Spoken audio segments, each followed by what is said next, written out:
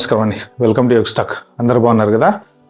నిన్న ఇన్స్టాగ్రామ్లో ఒక పోస్ట్ చూసా. ఒక పర్సన్ షేర్ చేసుకున్నారనమాట. Around age of 35 years. అంటే నేను మీకు ఇక్కడ పోస్ట్ పెడతాను, ఆ నేమ్ అది తీసేసి, ఎందుకంటే నాకు షేర్ చేసింది కాదు, వేరే వాళ్ళు ఎవరి దాంట్లోనే ఎవరో షేర్ చేస్తే నేను దాన్ని చదివాను అనమాట.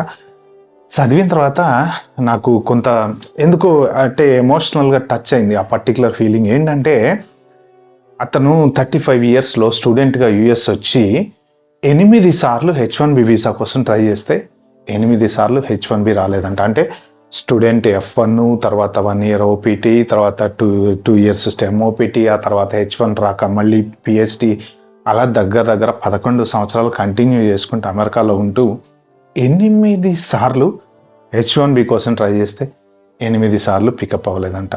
అంటే నిజంగా అది ఎంత వర్ణనాతీతమైన బాధ అంటే, అతను షేర్ చేసుకుంది ఏంటంటే, నేను లైఫ్లో చాలా కోల్పోయాను, ఎందుకంటే ఇది ఇంపార్టెంట్ అనిపించి నేను ఇలాంటిది అందరికీ యూజ్ అవుతుంది అన్న ఉద్దేశంతో చేస్తున్నటువంటి పర్టికులర్ వీడియో.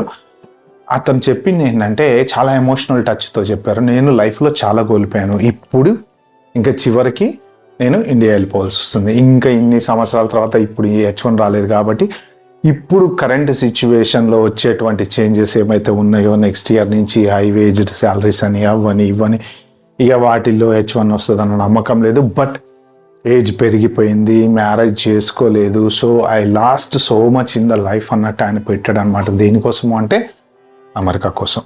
సో అమెరికాలో ఉండిపోవాలి అన్న తపనతోటి ప్రాపర్ సెటిల్మెంట్ లేకుండా, దానికి కింద కామెంట్స్ చూస్తే bro you are not alone అని చెప్పి పెట్టారనమాట. చాలామంది ఉన్నారు ఇలాంటి వాళ్ళు అని.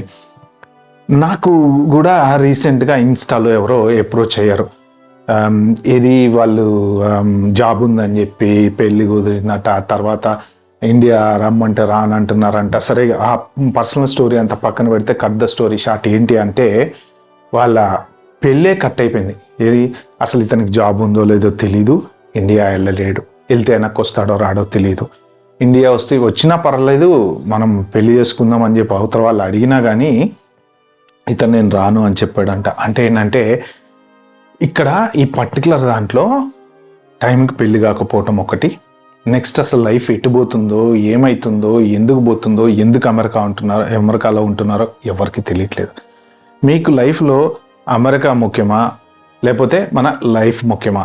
ఒక స్టేజ్కి వచ్చిన తర్వాత, ఫర్ ఎగ్జాంపుల్ ఇలాంటి సిచ్యువేషన్లోనే తీసుకుందాం మనము.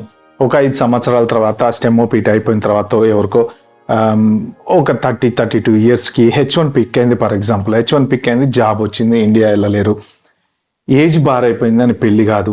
ఇక ఇంకొక 5 ఏళ్ళు అయితే 35, 36 దాటిందంటే ఆబ్వియస్లీ పెళ్ళి అవ్వడం అనేది ఇంకా ఇప్పుడున్న పరిస్థితుల్లో చాలా కష్టము.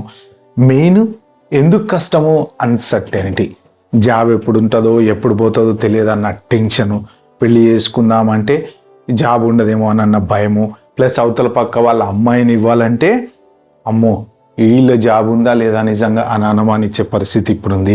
IT జాబ్ అంటే ఇంకా భయపడేటువంటి పరిస్థితి ఇప్పుడుంది. NRI అంటే ఇంకా భయపడేటువంటి పరిస్థితి ఉంది. అమెరికా అంటే అందులో ఇంకా ఫుల్. ఒకప్పుడు అమెరికా అంటే ఎగిరి గంతేసి పిల్లనిచ్చేవాళ్ళు. మీ పిల్లోడు అమెరికాలో ఉండడండి అయితే మాకు ఆ సంబంధం వద్దండి అని చెప్పేవాళ్ళు. ఇప్పుడు మీ పిల్లోడు అమెరికాలో ఉంటాడా? ఓకే అండి, బాయ్ ఉంటా అని ఫోన్ పెట్టేస్తున్నారు అనమాట. అట్లాంటి సిచ్యువేషన్ వచ్చిందనమాట. But most of the times ఏంటంటే అందరూ అబ్రాడ్లో సెటిల్ అవటం కోసం కొంత పర్సనల్ లైఫ్ని మిస్ అయిపోతున్నారు. నిజంగా అమెరికా చిన్న స్కూల్ని అడిగినా ఏం చేస్తావురా నువ్వు అంటే, నేను పెద్ద అయినాక అమెరికా పోతా సారు అంటాడు అనమాట వాడు. అంటే ఆ అమెరికా పిచ్ అనేది బ్లడ్లో అలా నాటుకుపోయి ఒక్కసారి అబ్రాడ్ వచ్చిన తర్వాత చాలామంది అనుకుంటారండి, చదువుకోవడానికి వచ్చిన పిల్లలు ఏమనుకుంటారు తెలుసా, స్టూడెంట్స్ చదువుకొని ఒక 2-3 years సంపాదించేసుకొని లోన్ అంతా క్లియర్ చేసుకొని ఒక 5-10 లక్షలు చేతిలో పట్టుకొని వెళ్ళిపోదామని చెప్పి చివరికి సిటిజన్షిప్ తీసుకొని అక్కడే సెటిల్ అయిపోయే స్టేజ్కి వెళ్తారనమాట. అందరూ వచ్చిన వాళ్ళలో 99%లో ఒక 3%, 4% వాళ్ళ టార్గెట్ ప్రకారం వెనక్కి వెళ్ళిపోతారు. ఎందుకంటే వాళ్ళు పెట్టుకున్న టార్గెట్ కానీ, లేదా వెళ్ళి అక్కడ ఫ్యామిలీలను చూసుకోవాలనో, లేకపోతే ఏదో ఒక రీజన్ కింద వాళ్ళకు ఉన్నటువంటి పర్సనల్ సర్కమ్స్టెన్సెస్ ప్రకారం వెళ్ళిపోతారు. కానీ మిగిలిన వాళ్ళంతా మాత్రం కొట్టుకొని ఇక ఆ సముద్రంలో పడి జాబులు పోయినా, వీసాలు రాకపోయినా, పార్ట్ టైం జాబులు చేసుకుంటున్నా, రోజు గడుస్తుంది, రోజు పోతుంది, రోజు గడుస్తుంది, రోజు పోతుంది. అలానే రేపు ఎల్లుండి అనుకుంటా అలానే ఉండిపోతారు అనమాట. నాకు రీసెంట్గా ఇన్స్టాలో ఒక యూకేలో ఉండేటువంటి ఒక అతను కూడా ఎప్పుడు వచ్చాడంట, ఏదో ఏసైలం అప్లై చేశారంట. సరే అతని పర్సనల్ స్టోరీ మనకు అనవసరం, కానీ వెళ్ళాలన్నా ఉండాలన్నా సార్ నా పరిస్థితి ఇట్లుంది అని ఫోన్ చేశాడనమాట. అంటే వాళ్ళకి నెక్స్ట్ ఏంటి అనేది లేదు రూటు. అంటే ఏం చేయాలి ఫర్దర్గా? రోజుకి ఇంత డబ్బులు వస్తున్నాయి ఫర్ ఎగ్జాంపుల్, నెలకి 2 లక్షల సంపాదన వస్తుంది. అది వదిలిపెట్టిపోవాలంటే మనసు ఒప్పదు, వయసు పెరిగిపోతుంది, పెళ్ళి కాదు, వీసాలు వస్తాయో రావో తెలియదు. అసలు కొంతమంది బాధ అయితే ఎబ్బరాడు వదిలిపెట్టి పోలేక ఇక వాళ్ళు లైఫ్లో తీసుకునేటువంటి డెసిషన్స్లో చివరికి వచ్చిన తర్వాత ఇలా రియలైజ్ అవుతూ ఉంటారనమాట. అతను అంటే ఈ పర్టికులర్ దాంట్లో, ఈ ఎమోషనల్ దాంట్లో అతను తప్పేం లేదు, కానీ తప్పంతా ఎక్కడ వచ్చింది అంటే America America America America America లేకపోతే లైఫ్ లేదా అని ఒక్క సెకండ్ ఆలోచించి, స్టూడెంట్గా ఉన్నాము, H1 రాలేదు, 2 times ట్రై చేసాము, ఓకే నో ప్రాబ్లం, ఇండియా వెళ్ళి మళ్ళీ జాబ్ చేసుకుంటా లైఫ్ సెటిల్ చేసుకొని పెళ్లి చేసుకొని H1 ట్రై చేసుకొని అలా వెళ్ళి వెనక్కి వచ్చిన వాళ్ళు చాలామంది ఉన్నారు. డెసిషన్ మేకింగ్ అనేది చాలా ఇంపార్టెంట్ అండి. ఎందుకంటే ఆ పర్టిక్యులర్ పోస్ట్కి నేను చూసినటువంటి కామెంట్స్ చదివితే నాకు అర్థమైంది ఏంటంటే అందరికీ అమెరికా పిచ్చితోని అక్కడే అలాగే కొట్టుకుంటున్నారు. ఆ పార్ట్ టైం జాబుల్లోనో, ఈ పెట్రోల్ బంకుల్లోనో, ఎక్కడో ఒక రకంగా ఏదో ఒక జాబ్ చేసుకుంటా నడిపించేద్దాం. చాలామందికి పెళ్ళిళ్ళు అవ్వట్లేదండి, చాలామందికి. ఎందుకు అవ్వట్లేదంటే ప్రాపర్ సెటిల్మెంట్ లేదు. ఎందుకు లేదు ప్రాపర్ సెటిల్మెంట్ అంటే ప్రాపర్ డెసిషన్ మేకింగ్ లేదు, అర్థం కాదు, ఏం చేయాలో తెలియదు. ఇప్పుడు వీసాలు కూడా అలానే ఉన్నాయి. స్టూడెంట్కి వెళ్ళినోడికి ఒక టైప్ ఆఫ్ లైఫ్, H1 మీద వెళ్ళినోడికి ఇంకో టైప్ ఆఫ్ లైఫ్. సో ఇదివరకు ఏంటంటే వెళ్ళగానే చక్కగా జాబులు వచ్చేవి, దాని ప్రకారం పెళ్ళిళ్ళు అయ్యేవి. ఇప్పుడు ఈ అన్సర్టనిటీ అనేది ఎప్పుడైతే పాస్ట్ 2 years నుంచి నడుస్తుందో, జాబులు పోతున్నాయి, జాబులు ఉండట్లేదు, ప్లస్ అమ్మాయిలు కూడా ఏంటంటే వాళ్ళు కూడా జాబులు చేస్తున్నారు, వాళ్ళకి ఇండిపెండెన్స్ వచ్చేసింది, వాళ్ళ వే ఆఫ్ థింకింగ్ కూడా మారింది. ఇదివరకు ఏంటి, ఇప్పుడు పెళ్లి చేసుకోవాలంటే అమ్మాయి ఫ్యామిలీ వాళ్ళంతా ఆలోచించినప్పుడు ఏంటంటే కొంత ఫ్యామిలీ మాట, అమ్మ నాన్న మాట విని పెళ్ళిళ్ళు చేసుకునే సిచ్యువేషన్ ఉండేది.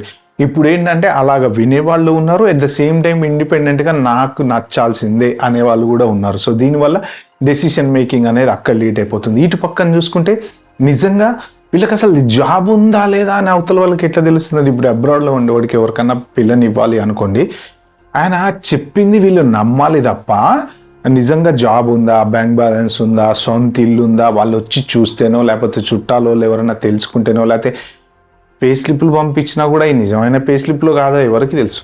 పేరోళ్ళు మెయింటైన్ చేసే వాళ్ళు మస్తు మంది ఉన్నారు, మస్తు మంది. ఏది జాబ్ లేకపోయినా కానీ ఎట్లా కొట్ల డబ్బులు ఇచ్చి పేరోళ్ళు నడిపించుకుంటా, బ్యాంకులో వేయించుకుంటా మెయింటైన్ చేసేవాళ్ళు కొన్ని వేల మంది ఉన్నారు. H1B మీద జాబులు పోగొట్టుకునే వాళ్ళు ఇప్పటికీ ఉంటున్నారు అలాగనే. మరి అది జెన్యూన్ పే స్లిప్సా కాదా ఎలా తెలుస్తుంది? సో ఏంటంటే ఒక పర్సన్కి నమ్మాలి అంటే చాలా అట్ ద సేమ్ టైం అమ్మాయిలు కూడా అంతే. అమెరికా కోసము వాళ్ళ లైఫ్ని త్యాగం చేసుకొని అలాగే ఉండిపోయి పెళ్ళిళ్ళు చేసుకోకుండా, లేట్ అయ్యి పెళ్ళిళ్ళు అవ్వకుండా ఉన్న వాళ్ళు చాలామంది ఉన్నారు. అన్న ఏంటంటే ఇదంతా ఎందుకు అవుతుంది అంటే కెరీర్లో కరెక్ట్ ప్లానింగ్ అనేది కరెక్ట్ టైంలో లేకపోవటం. ఎబ్రాడే జీవితం అనుకొని బతికితే మీకు ఒక్కొక్కసారి లైఫ్లో చాలా కోల్పోతారు. ఎందుకు? ఆ పర్టికులర్ టైంలో ఏ వయసులో ఏది జరగాలో అది జరగాలన్నమాట. మ్యాక్సిమం 30 లోపు కనుక పెళ్ళి అయిపోతే అట్లీస్ట్ మీరు రిటైర్ అయ్యే టైంకి పిల్లల పెళ్ళిళ్ళు చేయొచ్చు. 30 తర్వాత అంటే సంబంధం కుదరడం కష్టం, జాబులు ఉంటాయో లేదో తెలియదు. కరెక్ట్గా చూసుకుంటే మీరు 40+ మీకు ఐటీ జాబ్ ఉందంటే చాలా గ్రేట్. 40 దాటిందంటే ఇంక ఐటీ జాబ్లో ఆల్మోస్ట్ బండి బోరుకొచ్చేసినట్టే అండి. ఎందుకంటే కొత్త యంగ్ పిల్లలు ఎక్కువ టాలెంట్తో వస్తున్నారు. ఇదివరకు ఏంటంటే అవి ఇవి నేర్చుకొని ఏదో జాబులు అదే జాబులు కొట్టుకుంటూ చేసుకుని, ఇప్పుడు వచ్చేటువంటి పిల్లలు ఏంటంటే చాలా తెలివితోటి ఏఐని ఉపయోగించి వాళ్ళు రకరకాల వాళ్ళు చిన్నప్పటి నుంచే అంటే కొంతమంది ఒక సెక్షన్ ఆఫ్ స్టూడెంట్స్ ఏంటంటే చాలా షార్ప్గా ఉంటారు.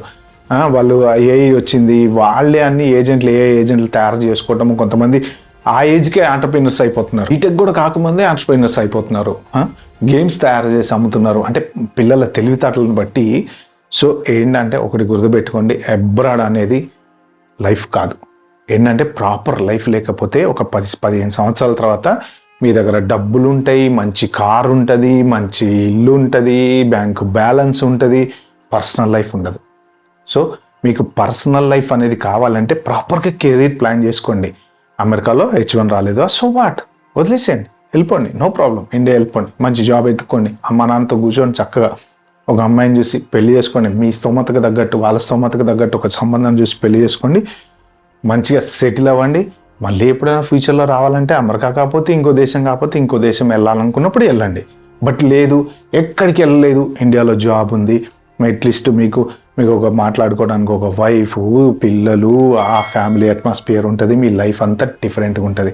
ఇక్కడ ఇంత డబ్బు ఇంత ఆస్తి ఉండి సింగిల్ అవుట్ అయిపోయిన లైఫ్ కన్నా ఏమీ లేకపోయినా కనీసం జస్ట్ ఒక హీరో హోండా మీద మీరు పిల్లోడిని ముందు కూర్చోబెట్టుకొని వెళ్తున్న లైఫ్ బెటర్ లైఫ్. సో ఈ రెండిట్లో బ్యాలెన్స్ ఎటు ఉందనేది మీరు ఆలోచించుకోండి.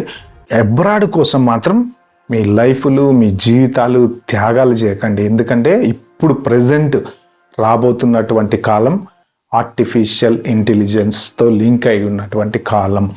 మనము ఎంత టాప్ స్కిల్, హైలీ స్కిల్డ్ అయితే తప్ప జాబ్ కొట్టడం కష్టము. మార్కెట్లో చాలా కొన్ని వేల మంది, లక్షల మంది ఉన్నారు. ఒక్క జాబ్ పడితే దగ్గర 1000 సివిలు వస్తున్నాయి విత్ ఇన్ 10 minutes. సో ఈ కాంపిటీషన్లో అందరూ సివిలు కూడా దానికి తగ్గట్టే జేడీకి ఎలా ఉంటే అలా తీసుకొచ్చి పెట్టేస్తున్నారు. దాని ప్రకారమే సివి ఆర్టిఫిషియల్ ఇంటెలిజెన్స్ స్టార్టింగ్లో ఒక 5 సివిలను పికప్ చేస్తుంది, మిగిలినన్ని పక్కన పడేస్తుంది. ఆ 5 కూడా సడన్గా ఇంటర్వ్యూ అంతా అయిపోయిన తర్వాత ఈ లోకలోడో లేకపోతే తెలిసినోడో లేకపోతే ఆ పక్కోడో లేకపోతే వీలోడో ఇంటర్నల్లీ సార్టెడ్ అని చెప్పేసి ఈమెయిల్స్ వస్తున్నాయి అంట చాలామందికి. సో జాబ్ సిచ్యువేషన్ చాలా టఫ్గా ఉంది కాబట్టి మీ పర్సనల్ లైఫ్ ఎప్పుడు త్యాగం చేసుకోకండి. దానికి తగ్గ అవసరమైతే కాలేజీలో లెక్చరర్ జాబ్ చేయండి, నో ప్రాబ్లం. కానీ పర్సనల్ లైఫ్ అనేది వెరీ ఇంపార్టెంట్. నేను చెప్పినట్టు ఒక రోజున మీ దగ్గర అన్నీ ఉంటాయి కానీ లైఫ్ ఉండదు. ఎందుకు ఉండదు అంటే సింగిల్ అయిపోతారు. ఏం ఉపయోగం? అవన్నీ దేనికి పనికిరావు. మిమ్మల్ని పట్టించుకునే దిక్కుండదు, మాట్లాడే దిక్కుండదు. ఎంతసేపటికి ఫ్రెండ్స్, ఆ ఫ్రెండ్స్కి కూడా పెళ్ళిళ్ళు అయిపోయి ఉంటాయి. మీరు వెళ్ళి వాళ్ళతో కూర్చుంటే 10 నిమిషాలు మాట్లాడి వీడు ఎప్పుడెప్పుడు వెళ్ళిపోతాడా, మన ఇంట్లో పని చేసుకుందామా అనుకుని ఎదురు చూసేటువంటి స్టేజ్కి వాళ్ళ తప్పు కాదు అది. ఎందుకంటే వాళ్ళు సెటిల్ అయిపోయారు, వాళ్ళ పిల్లలు. మనం సింగిల్గా ఉన్నాం కదా అని చెప్పి గంటసేపు కూర్చొని మాట్లాడేంత టైం ఎదురోడుకు ఉండకపోవచ్చు. సో అక్కడ కూడా సింగిల్ అవుట్ అయిపోతారు, ప్రతి చోట సింగిల్ అవుట్ అయిపోతారు. కాబట్టి డిసైడ్ చేసుకోండి, లైఫా అబ్రాడా అనేది. ఓకే ఫ్రెండ్స్, ఈ వీడియో మీకు నచ్చినట్టుంటే ప్లీజ్ అండి లైక్ చేసి subscribe my channel. Thank you.